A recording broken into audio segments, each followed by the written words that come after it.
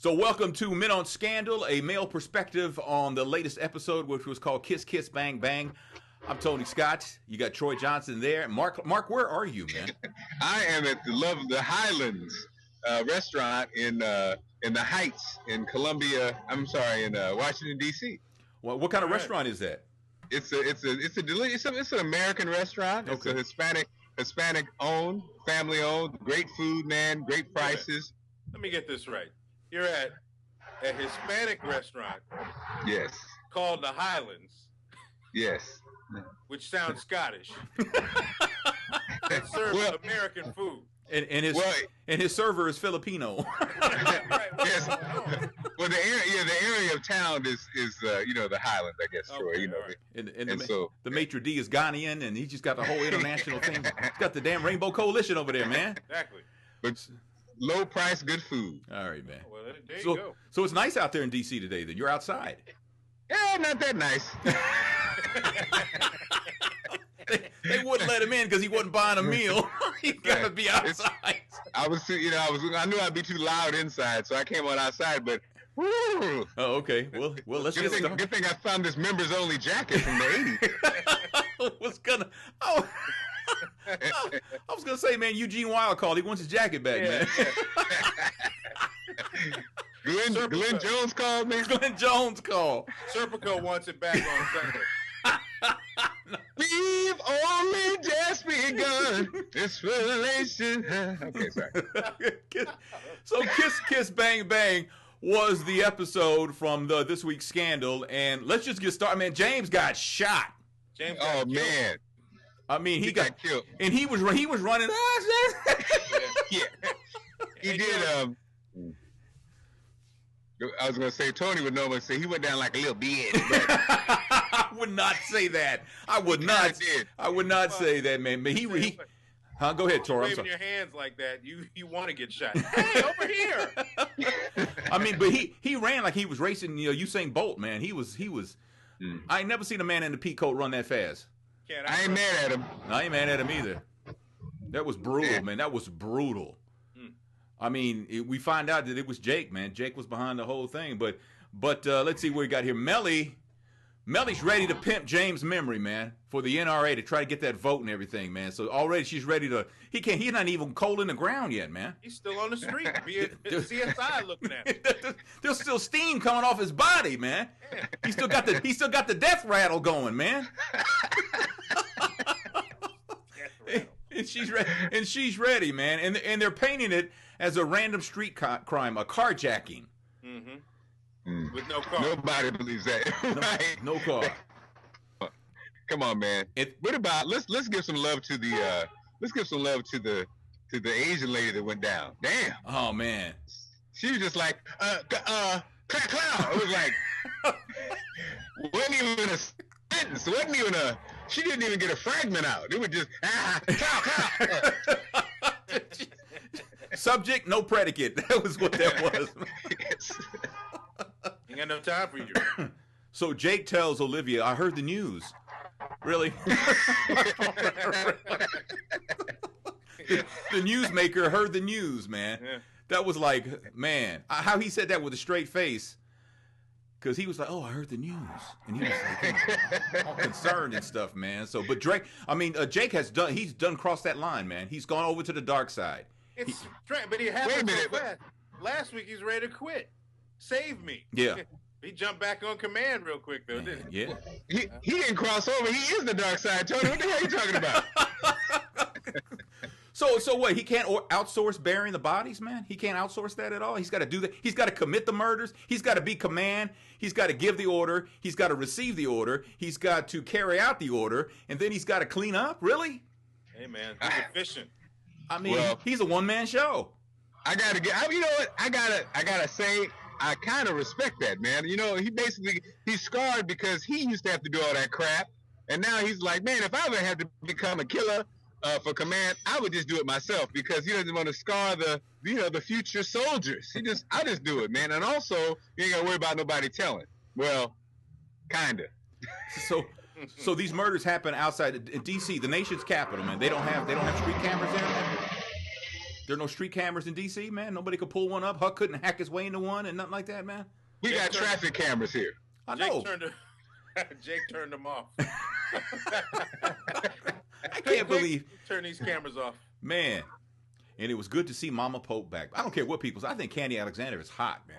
Now, Tony, I'm with you on that one. But you can't be switching teams now. No. I'm gonna stick with Melly. But Candy Alexander, man, that's she was made for this role, man. She's been fine for a long time. She's on retainer now. I like her. Give it up for her full length hair. Go ahead, girl. No, put some more on it. Damn. Yep, put some more. I want the deluxe package. Thank you. Double up that Remy, man. Give me a double dose of Yaki for me. Thank you. Yeah, that's right. And Countess Vaughn's like, ooh, that's good. that's nice. I knew I wasn't doing something right. Man. So who was watching Huck, man? Who's got their eye on him, man? Nobody. Huck is about to run wild again. Huck is about to go, And when Huck gets that voice, oh, you were a gladiator, and now you've gone over to B613. Now I'm gonna kill you, man. I wet my pants last night. He was disarmed though. Yeah, well, he was disarmed, man. But I guess we'll get to that later. Yeah, we will, man. But David is frustrating the cops because the cops are working the case. They say they got a suspect, a good suspect, good case and everything. He goes no arrest until the ballistics comes back because he knows what happened. He knows. So somebody's going to pay the price for those murders who didn't actually do anything. They're getting ready to frame somebody for murder who didn't commit a murder. Yeah. Or it's going to be David's a good guy. He's a lawyer's lawyer. Yeah. And I think he doesn't want to fall into the trap of being involved in any of these cover-ups or anything like that. Obviously, ethically, it's wrong. But, man, you better play the game, David. Hey, man, hey, David, look at the good side. My man's getting a new kidney. I'm sorry, liver. Forget about, he's in prison. You got a liver, you got meals, you got a nice hot bed. Come on. 3 hots in a cot, man. Yeah. It's not that bad, Hey, watching those flashbacks between Cyrus and James, and it was I guess as a relationship goes, it was kind of cute and everything. But when James said you got a hot mouth, I was like, you know what? Yeah, man. At first I thought he said, "Do you want some hot mouth?" But no, it was, "Do you have a hot mouth?" I'm sure that was said too. if we follow the full dialogue. Now, So I'm tired of ththese flashbacks, Tony. Yeah, me too. They had Cyrus looking like Captain Caveman with that beard. the neck beard, and then they had the spray on. They look like they shaved somebody's back and glued it to his face. I like the insight into, if I'm honest, the gay, like the gay relationship thing. I think straight guys, it was kind of interesting. You're like, well, okay, it's the same. It's kind of the same jousting going on. Yeah, the whole same dynamic. But Cyrus was not good at it, and again, I thought I was like, maybe I've always been fascinated by that. I guess Mm-hmm. I don't know, but I was like, interesting. Fascinated. Is that what you're calling it, man? I've been fascinated because it was like I think the new millennium term was curious.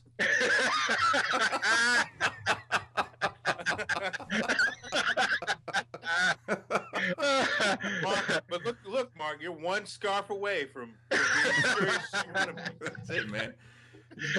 Well, I don't know. It still seemed like Cyrus overachieved, didn't it? I mean, it was like, dude had no game, and the dude, I don't know. I didn't get it, but hey, go ahead, player. Man, James had his gaydar up, so he knew he detected something. Yeah, he saw something he liked. He kind of laid his game down. Yeah, that's true. So Cyrus was married to a woman, though, right? Yes. Yeah. I wonder if that's the reason why he got divorced, is because he realized he was gay. Well, first of all, before we address that, Tony's Texas just showed again. He said woman. I like that, Tony.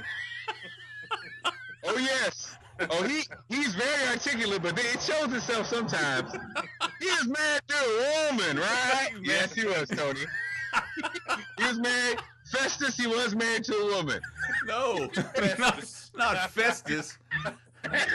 Well, don't you see, Matthew? Don't you see? I heard it that way. I heard it. That's what he said. I heard it. I watch Gunsmoke every afternoon, man. I ain't gonna lie to you. In fact, it's on right now. So. Talk about a man's man, James Arness. Yeah, that's right. That's right. Peace. You won't catch him making a pass at James, man. And you won't catch a more racist character than Hop Singh. Thank you. What? That was Bonanza. Oh, sorry. Yo, man, Mama Pope was negotiating, and she was like, you know what? And she did, cow. Yes. Yeah. Take this with you. I'd like to talk to so-and-so. I got a couple other people to talk to. Cow. Yeah. That was, when you look at it, man, that was actually very brutal. Yeah. Oh, extremely, yeah. So we know now she's got no fear. And now that she's got freedom, because if you remember when when Eli had her locked up, he didn't have her not only locked up, I think he had her locked down, didn't he? He had her chained to the floor. Yeah. So she is back, man. Also, though, you know what? She's got nice side calves. You notice that? That calf shot, you were like, damn, Mama Pope. She got great legs, man. I remember when she was on News Radio, the old Phil Hartman sitcom. Damn. Man. Went back, Tony. I went in the crates, man. How many more old TV shows can we mention on this one? We hitting our quota right now. That's right. Yeah. Well, Quinn was on the Safe Cam, man. AKA Candid Camera with Alan Funt. Yeah. Derwin Kirby. Huh? Ding, ding, ding, ding. So, I was kind of confused about the Safe Cam, though, because I thought somebody was spying on Huck when he went into the safe. Mm-hmm. But actually, he put the camera there and caught Quinn on camera going through their safe. So actually, the break-in was actually at Olivia Pope's office and not like at David's office like we thought last week. Right. Exactly. All right, so there we are with there, man. And then, I got to take my glass. I can't see, man. I'm going to be real honest with you. Jake came clean to Olivia. He told her what he did. Now, here's the question, though. Did it just come out, or did he know what he was doing by telling her what he did to show that Olivia that he's his own man? He is command. He's man enough to be her man. He's tougher and bolder than the president and will do whatever it takes, as he said later, to protect the republic. Mm-hmm. He's all in now, all of a sudden. Yeah. He I think, well, earlier he said, I'm in the middle of something, Olivia. in the middle of these three homicides I just created. He's got the I'm trying to bury these bodies. He's burying bodies as he's talking to her. Yeah. Man. And his shovel runs deep. It's so deep. Man, go ahead, Tony. Represent the West Coast this week on the rap. Reference. He said bad things happen to good people all the time. Yeah. You know what? And I gotta tell you, man, I'm liking Jake this episode, though he's a murderer, killer, barrier of bodies, because I think he is being honest, and he's like breaking it down. Look, hey, this is how this thing works, you know? Yeah. There's not good guys and bad guys. Right. It kind of is what it is. That's true. But when he went to visit David, man, I thought maybe he pooped himself, man. He is clearly scared. I mean, he witnessed 3 murders inside of 3 seconds? Right. And he was the only one spared, and then the murderer comes to visit him. Yeah. He's scared beyond words, man. And he might have pooped himself, because when he saw his girlfriend, didn't she say, "Do you have under car?"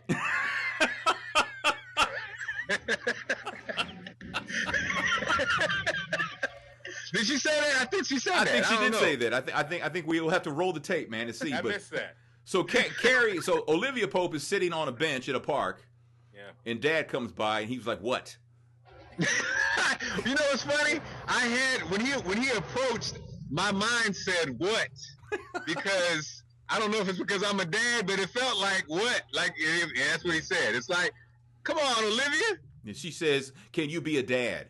She got me with that one. She got me with that one. I was like, oh, you damn. gotten with that one, man. Come on. She got me with that one, because she got a lot going on, man. Got this baby she's carrying. Got something going on. Yeah, well, it was another big coat moment. Yeah. She needed dad. She needed dad in that moment. Now, granted, did he deliver dad? Well, I don't know. But what does he say? She says, "Can you be a dad?" He's like, "Oh, that." Exactly. You know, that's like having sex with a woman and a woman's going like this. Oh, that, yeah, okay. Ooh, ooh, daddy. Yeah. You know, it's kind of one of those things. But then he throws out the number 183. And yes, I did play that number today. Hey. Man. How'd that work out? 100, well, I'll find out later. 183 are the amount of people that he has had killed. He's distinguishing the fact that he never killed them. He had them killed. Like, really, there's a difference, really? I mean, come on, man. Yeah. You know? And he says when you do what he did, you become the hand of God. That's right. That was very powerful. I think God was like, hey. Easy. Thou shalt not kill, okay? Don't put me in this. God, God's like, man, now God got an attitude today. But what's appeared to be every time he's on, there's going to be some kind of soliloquy going on because he delivers every time. I got to say, Joe Morton is the man, and he said being the hand of God is the worst punishment ever. Yeah. Wow. I mean, he's obviously saying that you don't walk away from the things that you do. You're tortured by these orders that you have to give out, whether you're protecting the republic or, kind of transcended whatever he was thinking.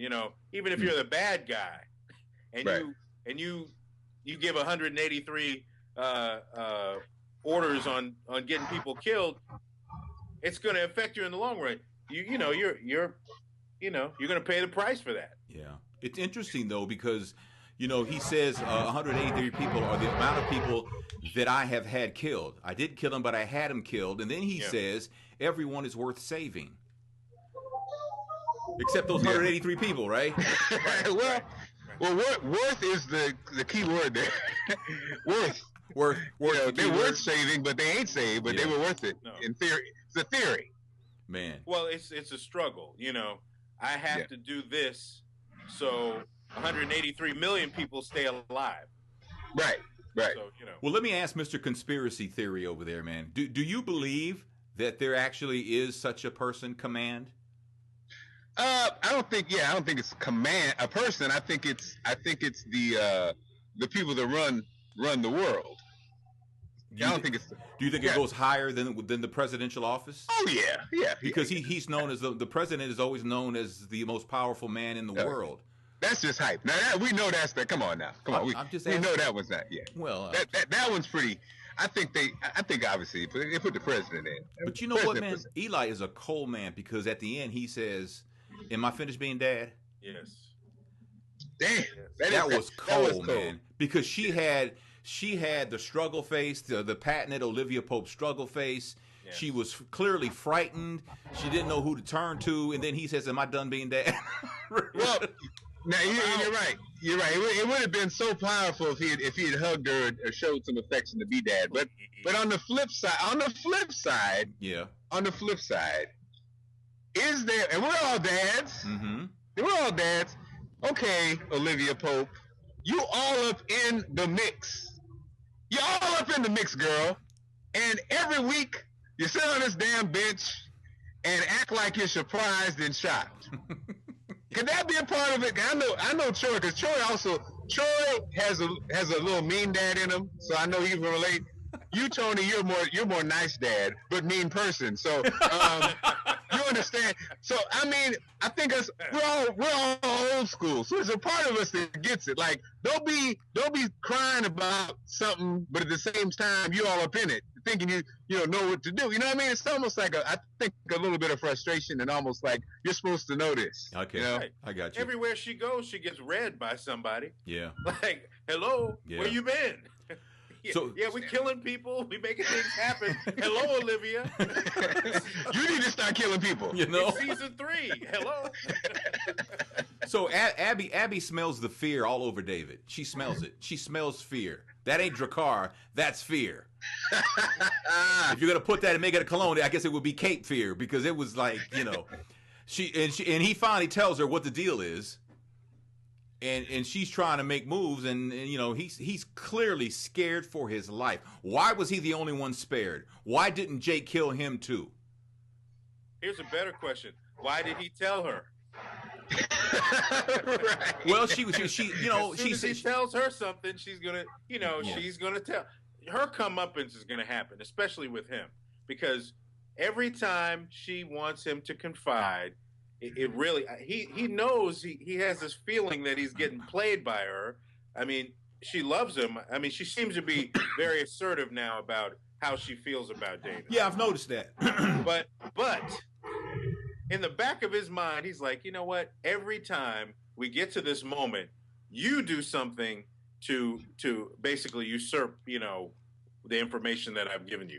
I can't trust you. And yet, what does he do? He puts his finger in the mousetrap every time, and smack.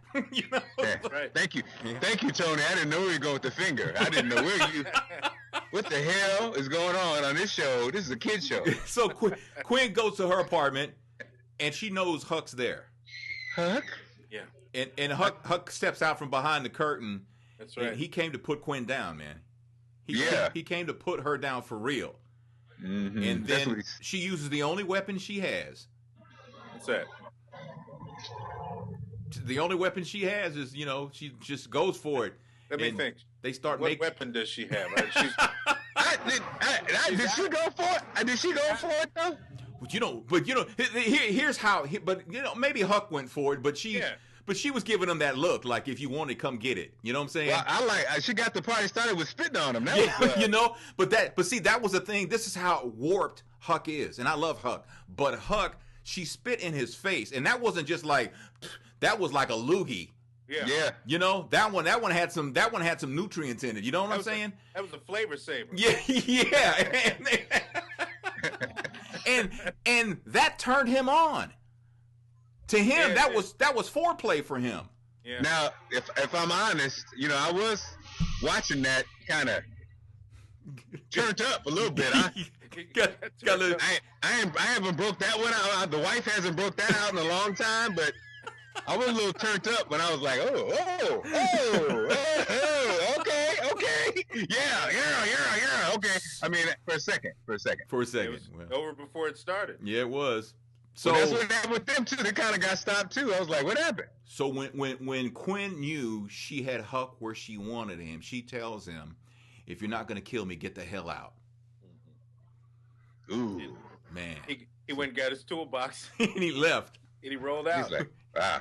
Yo, what did she say though? At the beginning, when she first saw him, would you come back for some more teeth? Yeah. Great line. And she delivered it too, man. Yeah. I never understood once James got shot, and they were trying to get Cyrus to take a leave of absence, and he wouldn't. They should have made him take a leave of absence. They should have made him do that, because he had the press briefing and he broke down, and I felt so bad for him. Yeah. I was pained. I got to be real honest with you. Jaw got kind of tight. I'm gonna be real honest with you, man. Because you could just, I mean, he killed that. He nailed that one, boy. Yeah. Jeff Perry is the actor who plays Cyrus, and man, he did nail that. That was emotion right there. Remember that auto-tune cry from about a year ago? It was right there with him. Yeah, that was it, wasn't it? Yeah. And you know, this episode, we have to give Oscars to everybody, because they did bring it. Everybody brought it, I thought. Yeah. Because I was an emotional mess downstairs. The dogs were looking at me. Are you all right? It was like, damn. It was a lot, man. You know, it was a lot going on, but that brought it home. Seeing a grown ass man cry is a lot usually. But you know what? There's crying, and then there was that. Yeah, it's a billowing. But you know what, Tony? They needed him too, though. You gotta have Cyrus in this crisis moment. He's at his best, so they knew they needed him, and they did need him. But he had to finally, you know, face the music when the emotions got too high. Well, it's actually he was humanized for a moment there because he's the one who wanted to work. He wanted to ignore all of the fact that he had to deal with his husband's death, and even in the flashbacks, it felt like he was just doing the overview that you do with someone that you lost, but you didn't feel like he was going to do much more than just reflect. Right. Till he got on that podium.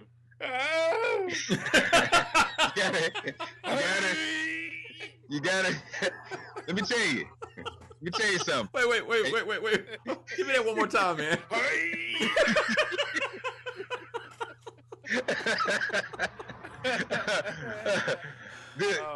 You guys, I am a crier, you guys know. Yes. And you guys have seen me, you both have seen me cry at different times. We're both scarred because of your crying. Exactly.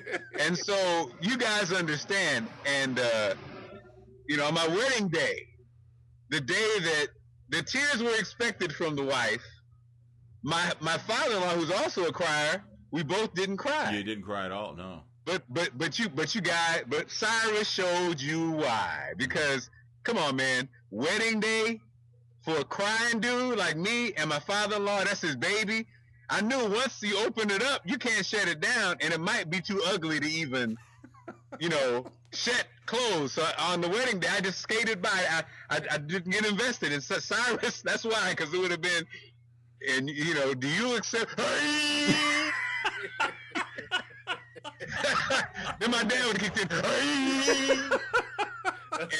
and Tony would have been standing up there, looking at us crazy. What happened? What? And that was before Tony. That was before the kinder, gentler Tony.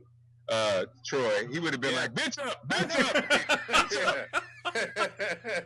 At my wedding, so. At your wedding, yes. Thanks, Tony. Well, I'm here for you, man. I'm here for you. So we know the person they have framed for these murders is a man named Lance McCullum. That's the name they gave out. Now, I'm wondering, is Lance McCullum a real person? Or is Lance McCullum a made-up person? You just can't grab somebody off the street and say, yo, you just committed these 3 murders and we're going to hang it on. And the person's going to say, okay, you mean he's got, is it a real person or is it a phantom? Well, that's the play. That's the play, yeah. He basically traded out. So in that scenario, this guy must be like a hardcore ex-con. So he's out. They know he needs a kidney. A liver, I guess. A liver it was, yes. So, So did they? I'm sorry, Troy. Colon. You need a colon. So did they vet? did they vet the whole thing? Did they vet the whole thing that one of these 3 people who were murdered are a match for his whatever organ he needs? No. He gets hospital care. Yeah, he's going to get universal health care in the Bing. He's going to. The good news is you get a new organ. The bad news is you're about to mess up another organ. So I thought the coldest, boldest move of the night was when Jake stayed with James while he died. Yeah. And so not only did he shoot him, he has the gall to go up to James as he is fighting and taking his last breaths, laying cold in the street, and explains to him why he did what he did, and then he says, "I'm not going to leave your side. It's going to come quick. I'll be right here." And James is looking at him like, "Why me? Why me?" And then he says, "Your daughter's going to be okay." Man, come on, man. Come on, man. I thought that was a little humanity there, man. There was no humanity. He killed him. Everybody's fear is to die alone. Right? Well, yeah, but I mean... but do you want to die? I think the question is, do you want to die alone if the guy that shot you is standing over you? I don't want him sitting with me. Well, it goes back to what they both said, man. You're going to die. So... Let's take that off. Let's take living off the table. Okay. So now living is not an option. This is the command way. You know what I mean? You gonna die. So wouldn't you prefer to be there with you? Do you, as the Lord, just down the street and don't know why? Now you know why, and you're not alone, and your child will be taken care of. No, I guess no. Nobody. I guess I'm you're by right. myself on this one. No, I guess you're right. Process at the last moment. This is it. And again, another well acted scene because James made it look like it was going down. Yeah, he did. He did. No pun intended. Yeah. and the irony of Jake and James in the same scene is that you felt like James was looking at Jake's outfit and going, "Huh, nice." If somewhere in there, somewhere in the death and seeing the light and seeing your life flash before you and all your fashion decisions, he was like, all right. You look like Sil from The Sopranos. No, I always say at the end, what did I miss? I know I missed a couple of things. One thing I did miss is that we now know it's official. Melly knows her way around a rifle. Yeah, she does. A couple rifles. Yeah. She missed that other rifle. She'd been missing that other rifle, baby. She was like, she was into, wow. Man, but this guy, Andrew Nichols, he played it perfectly because he says, I don't understand. How does he not know what he has? Yeah. And right there, if you listen carefully, go back and watch it, you could actually simultaneously hear the bra snap and the zipper go down at the same time. That was a perfect set. It was a perfect setup too. They were laughing and drinking wine, talking about their favorite thing, politics. Yep. And then they had some politics. Now, Tony, what'd you think of that hunting outfit that Melly was wearing? That was nice. Yeah. You like that? Yeah. I'm telling you, man, Melly is, she's nice. Yeah. Nice, man. Nice. She finally got what she's been looking for. Yeah. Couldn't find it at the White House. No, she couldn't.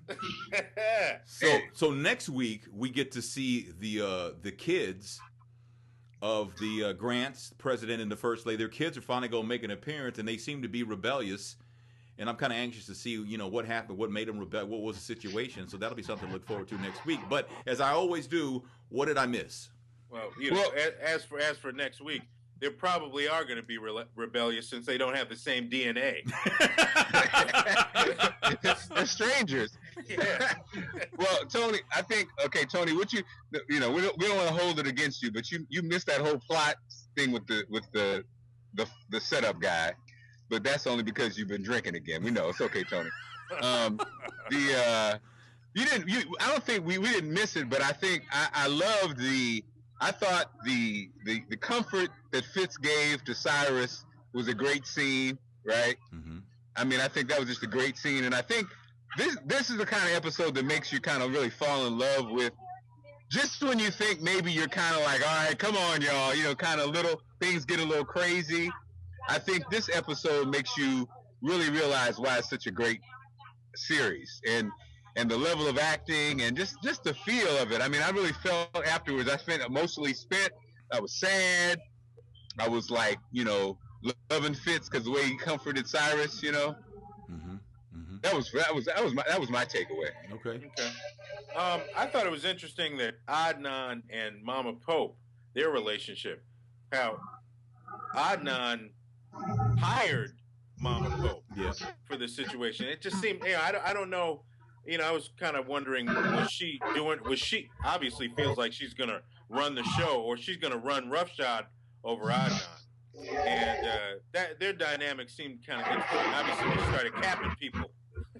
Well, I think Adnan clearly was intimidated by when Mama Pope pulled that 9 out and just she was like, and then she was getting ready to explain to Harrison what went down, and then she saw a car pull away, and she was like, never mind.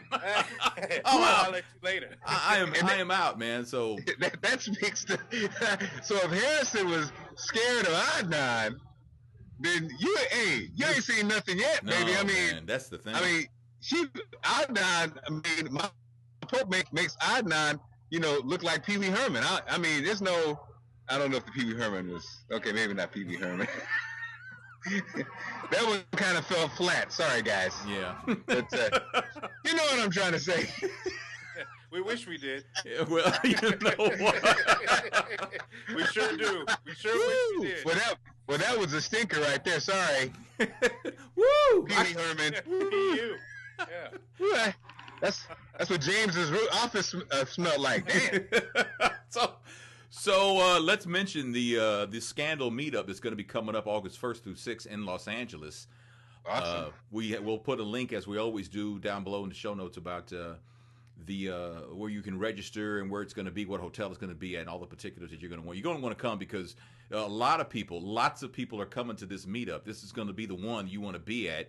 Yeah. If you're a gladiator, you want to come to this because it's going to be pretty awesome. Worldwide gladiators. Yes. Yeah, that's true. And you know what? I got a suggestion. I'm just thinking out loud.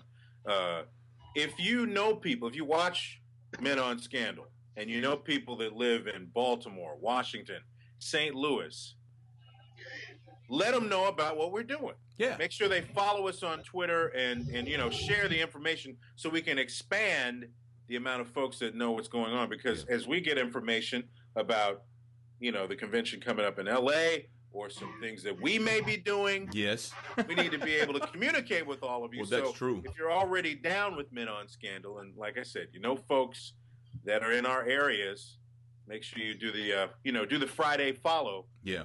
And toss our Twitter handles out there. Yeah, so they can know what's up. You can find us at Men on Scandal on Twitter, at Mark Clark, MarkClarke, and at Troy_Johnson is our Twitter handles.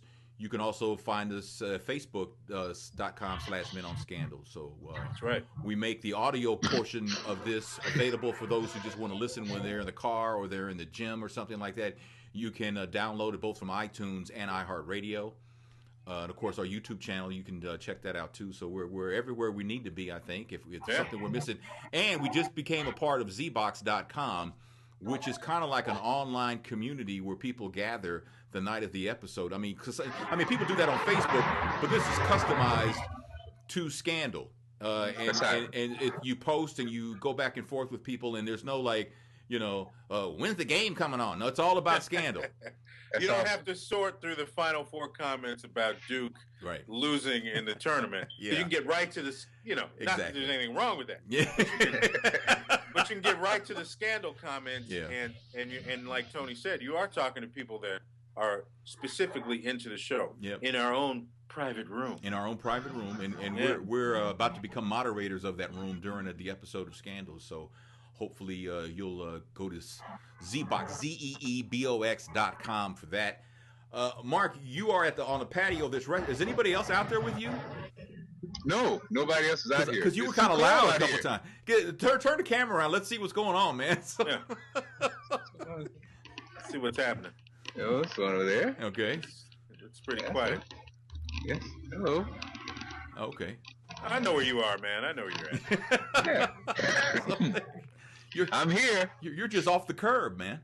I'm off the curb, yes, and the fine people here come get right across from the Troy, from the bus MTA depot. Okay, exactly. Great food. All right, there you go. That is our episode of Men on Scandal, a review of the episode Kiss Kiss Bang Bang. And before I go, I want to say good luck to Poppy. We try to coordinate our schedules to do something with Poppy. Watch with Poppy. She has her own channel. She's getting ready to go to Spain for like 3 months. Wow! And we'll hopefully do some vlogging there because she does some great reviews on a lot of different TV shows. So good luck to her. Hi, Poppy. And have a safe trip. Hi, Poppy. All right. We will see you next week. That's Troy Johnson. That's Mark Clark on location. I'm Tony Scott, and thanks for watching Men on Scandal.